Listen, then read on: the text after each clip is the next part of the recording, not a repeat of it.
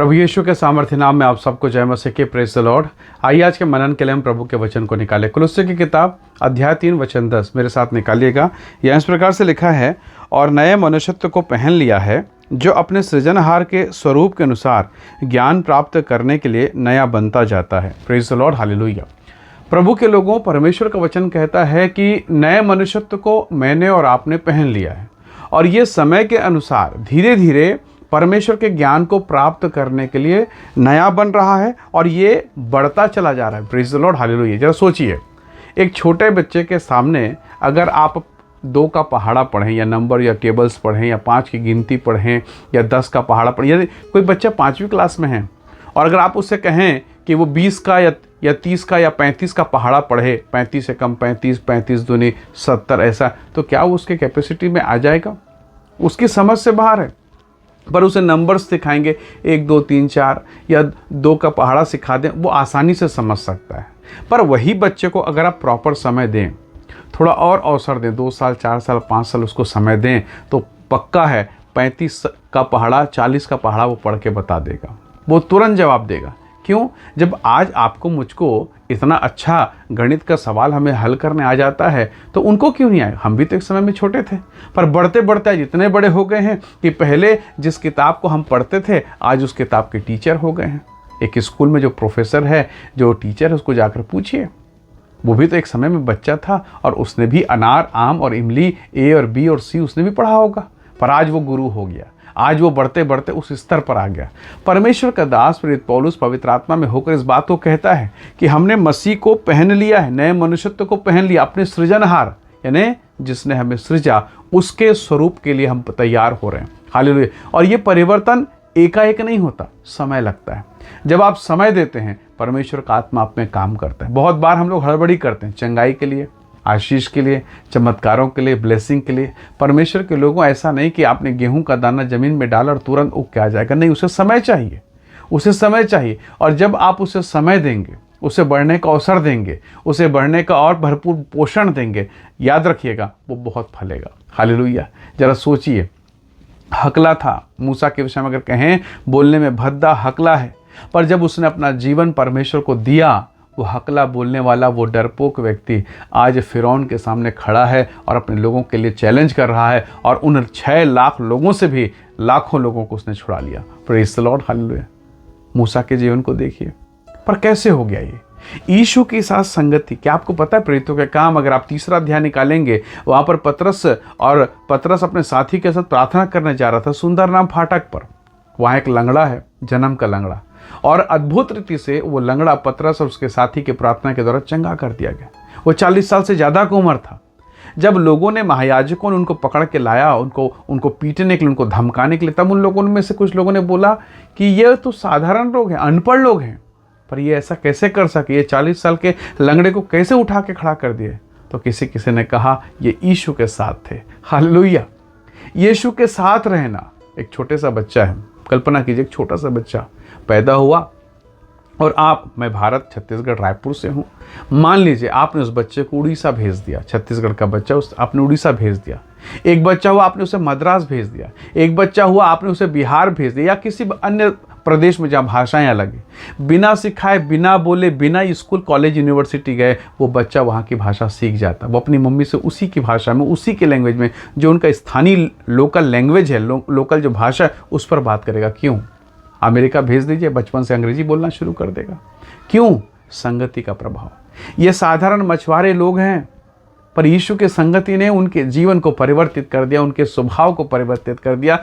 अब वो डरपोक पतरस, जिसने मुर्गे की आवाज़ सुनकर यीशु को तिरस्कार करके, इनकार करके भाग गया, आज वो पतरस कहता है, पेंतिकुस्त के दिन जब पवित्र आत्मा आया, वो कहता है कि जिस यीशु को तुमने क्रूस पर चढ़ाया, वही उद्धारकर्ता मसीह है। Praise the Lord. और उसके एक प्रचार से 3000 लोग बदल गए। 3000 लोगों ने मन फिराया, अपना जीवन प्रभु को दे दिया। Praise the Lord. कैसे हो गया? वही बात है कि वो अंश अंश करके बदलता है।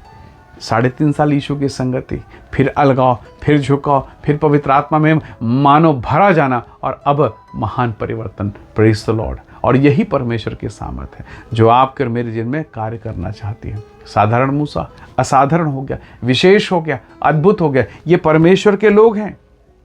ये परमेश्वर की योजना है। इसलिए प्रभु के लोगों, जब आपके भीतर में पवित्र आत्मा कार्य करेगा, उसे समय चाहिए, उसे अवसर चाहिए, ताकि वो आप में बढ़े और कार्य करे। सोचिए, परमेश्वर के वचन को अगर आप पढ़ेंगे, प्रेरितों के काम 8 अध्याय, पौलुस नाम के जवान का जिक्र है। पौलुस नाम के जवान का, जिसका पहले नाम शाऊल था। और ऐसा लिखा है उस शाऊल के विषय में, वो हत्यारा था, मर्डर करने वाला, कलीसिया को उजाड़ने वाला। पर जब दमिश्क के मार्ग में उसकी मुलाकात नासरी यीशु से हुई, प्रभु यीशु मसीह से, उसका जीवन परिवर्तित, और ऐसा परिवर्तित कि आज वो नए नियम के आधे से ज़्यादा किताबों को उसने अकेले लिखा है। Praise the Lord, hallelujah. प्रभु के लिए दुख सहा, पीड़ा सहा, और वो जो पहले कलीसिया के लोगों को मार पीट करता था, आज कलीसिया के लिए मार खा रहा है। हालेलुया। ये कैसे हो गया? यीशु का स्वरूप, यीशु के द्वारा रूपांतरण, यीशु की सामर्थ का आपके भीतर में प्रवेश करना, और यही रहस्य है। हालेलुया। यदि आज के इस दिन में अगर यीशु आपके जीवन में, मेरे जीवन में आ जाए, क्या होगा? अगर हमने समय दिया, अगर हमने यीशु को काम करने दिया, निस्संदेह आपका जीवन बहुत ही अधिक आशीषित होगा। हाँ, हो सकता है वर्तमान जीवन पीड़ा से भरा हो सकता है। पतरस तो सारी रात मछली मारा, क्या मिला उसे? कुछ भी नहीं। रात में कितने घंटे जरा सोचिए, शायद 8 घंटे, शायद 12 घंटे, अगर उसने पूरी रात मेहनत की। कितना मेहनत किया, पर थोड़ा सा समय उसने यीशु को दिया। और यीशु ने कहा, पतरस, सारे मिल के तुमने खोजा, कुछ नहीं मिला, सारे दोस्तों मित्रों के साथ मेरे साथ चलो। हालेलुया। और जब वो यीशु को अपने नाव पर आमंत्रित करता है, उसको लेकर चलता है, इतनी मछलियाँ, इतनी ब्लेसिंग, इतनी आशीष, उसकी नाव मानो अब डूब ही जाएगी। उसने अपने मित्रों को बुलाया, परमेश्वर के लोगों, उनके मित्रों का भी नाव भर गया। ये कैसे हुआ? यीशु की उपस्थिति के कारण। हो सकता है आज आप खाली हों, हो सकता है, निसंदेह हो सकता है ये संभव, आप खाली हो, निराश हो, जीवन की पीड़ाओं में, तकलीफों में, वेदनाओं में।